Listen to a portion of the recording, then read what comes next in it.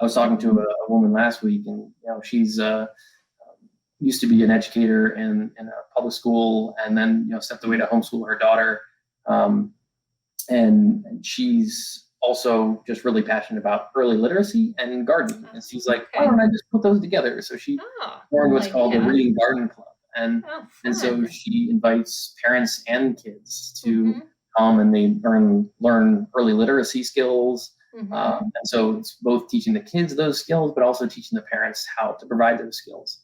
And so, you kind of get, it's like a education double whammy there. So you're just learning how, they're learning something and you're learning how to teach them more.